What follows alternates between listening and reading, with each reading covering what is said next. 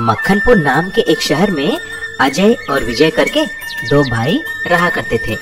वह दोनों भाई आजू बाजू में रहते थे। अजय को पालतू जंतुओं से बहुत प्यार था, इसीलिए उसके पास बहुत सारे जानवर जैसे कि खरगोश, कछुआ, बिल्लियां और कुत्ता रहते थे। लेकिन विजय को ये सब पसंद नहीं था, क्योंकि अजय के सारे जानवर विजय के बगीचे में जाकर उसका सारा बगीचा, पौधे, फूल खराब कर देते थे। इसी बात को लेकर अजय और विजय के साथ झगड़े होते थे। एक दिन विजय ने, भाई अजय, ये पहली बार नहीं है कि तुम्हारे जानवर मेरे बगीचे को खराब कर रहे हैं। अगली बार मैं नहीं छोड़ूंगा।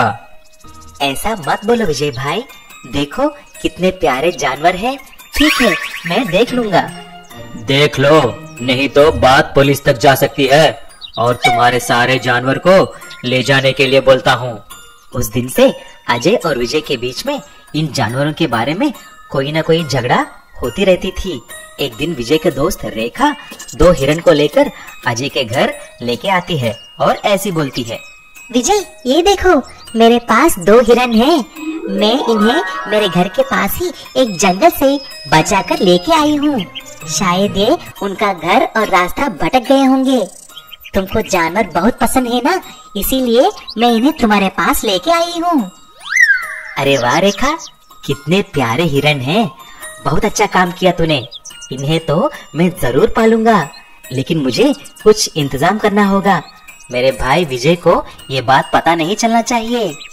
ऐसा सोचकर अजय ने उन हिरणों को और जानवरों को रखने के लिए एक भूमिगत सुरंग खोदकर उसके घर के नीचे ही एक भूमिगत घर बना देता है। फिर हिरण और सारे जानवरों को ले जाकर उसी भूमिगत घर में रख देता है। वहाँ पर उसके सभी पालतू जानवर और हिरण भी रहने लगे और रात को सभी जानवरों को खुले हवा के लिए बाहर छोड़ता था। कुछ दिन के बाद विजय देखता है कि कुछ भी जानवर दिखाई नहीं दे रहे थे। ऐसा विजय को शक हो जाता है और सोचता है कि दाल में कुछ काला है। अरे ये अजय क्या किया इन जानवरों के साथ? कुछ तो ठीक नहीं है। इस रात को मैं छुप कर देखूंगा। उसी दिन रात को जब विजय चुपके से पेड़ के पीछे रहकर देखता है, तभी अजय भूमिगत दरवाजे से हिरण और सारे जानवरों को बाहर लाना देखता है। तभी उसको सारी बात समझ में आ जाती है। अगली सुबह विजय एनिमल वेलफेयर ऑफिसर को फोन करके जंगल से लाई गई हिरण के बारे में बोलता है और ऑफिसर आके हिरणों को अजय के भूमिगत घर से ले जाते हैं। फिर अजय ने, सर, इनको आप कहाँ पर ले जा रहे हैं? अजय जी, आपको मालूम है ना कि हिरण को घर में रखना गैर कानूनी है, इसीलिए हम इनको जंगल में छोड़ देंगे। घबराइए मत। लेकिन तब से अजय उसके जानवरों को अंडरग्राउंड घर में रखना नहीं छोड़ता। ट्रैक्टर चलाने वाला भालू। ये बहुत दिन पहले की बात थी। चरणपुर नाम के गांव में गोविंद करके एक आदमी अपने पत्नी के साथ रहा करता था। उसके पास एक ट्रैक्टर थी जिसको वह खेती करने के लिए इस्तेमाल करता था। गोविंद को बच्चे नहीं थे, इसीलिए गोविंद ने एक भालू को पालता था जिसका नाम जम्बू है। जम्बू बहुत ही बुद्धिशाली था। एक दिन जब गोविंद खेत में काम कर रहा था, तभी जम्बू ने, मालिक, मुझे ट्रैक्टर चलाने का बहुत शौक है। मुझे भी ट्रैक्टर ड्राइविंग करना सिखा दो ना। तभी गोविंद मन ही मन में ऐसा सोचता है, इसकी बात भी सुनना चाहिए मुझे। और वैसे भी मुझे ये सारा खेती का काम करने के लिए एक और आदमी की जरूरत है। क्यों ना मैं मेरे भालू जम्बू को ही ड्राइविंग सिखा दूं? ऐसा मैं बहुत सारा पैसा बचा सकता हूँ और मेरा काम भी जल्दी हो जाएगा। ऐसा सोचकर गोविंद जम्बू को ट्रैक्टर की ड्राइविंग करना सिखा देता है। थोड़े ही दिन में जम्बू भी ट्रैक्टर ड्राइविंग बहुत अच्छी तरह सीख जाता है।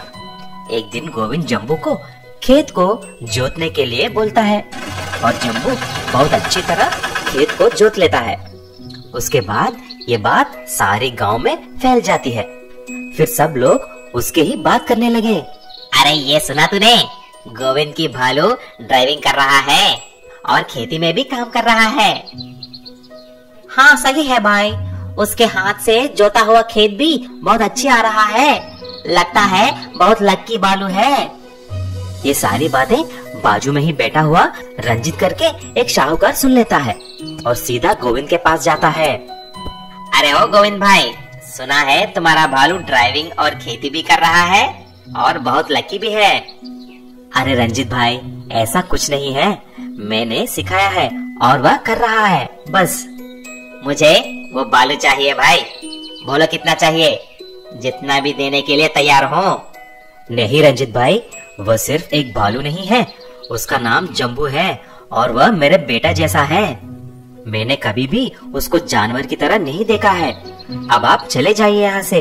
ऐसा बोलने पर रंजित को बहुत गुस्सा आता है और उसी रात को जम्बू को किडनैप करने के लिए 2 आदमियों को भेजता है। दोनों जब गोविंद के घर आते हैं तो जम्बू को सोते हुए देखते हैं। जब दोनों जैसे ही उसको रस्सी से बांधने वाले थे, जम्बू जाग जाता है और दोनों आदमियों को पकड़ लेता है। अरे बचाओ बचाओ, बालू हमको खा जाएगा। दोनों की आवाज सुनकर गोविंद बाहर आता है और उसे पता चल जाता है कि ये सब उस रंजित सेठ का काम है। तुरंत पुलिस को फोन करके रंजित और उसके आदमियों को जेल के अंदर करवा देता है। चूहा और गोल्डन साइकिल। बहुत दिन पहले की बात थी। एक घने जंगल में 3 चूहा रहा करते थे।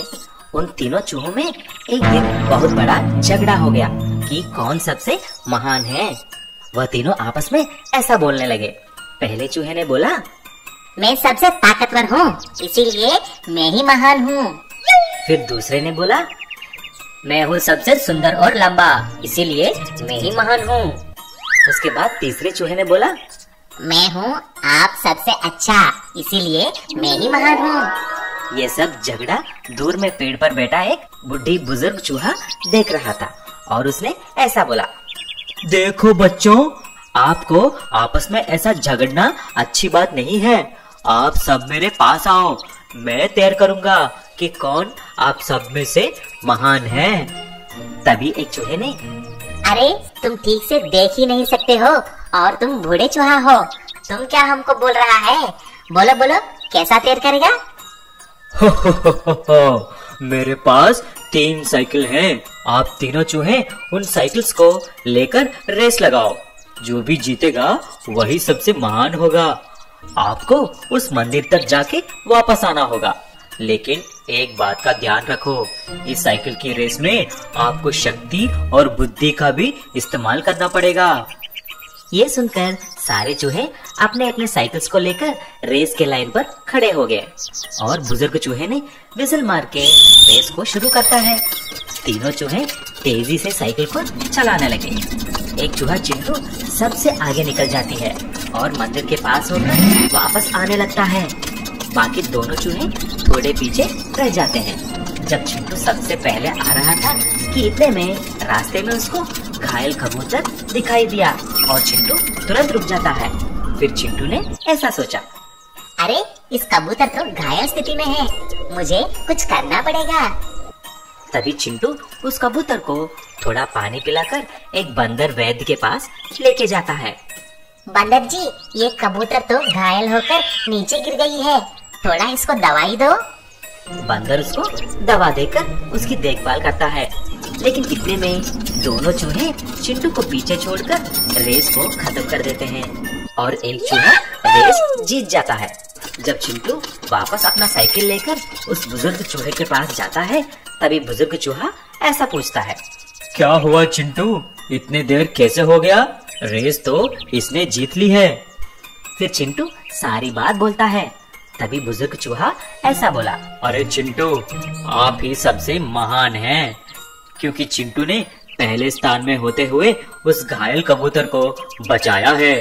महान होने के लिए केवल ताकत ही नहीं, बल्कि बुद्धि और दूसरे जानवरों पर दया भी होना चाहिए।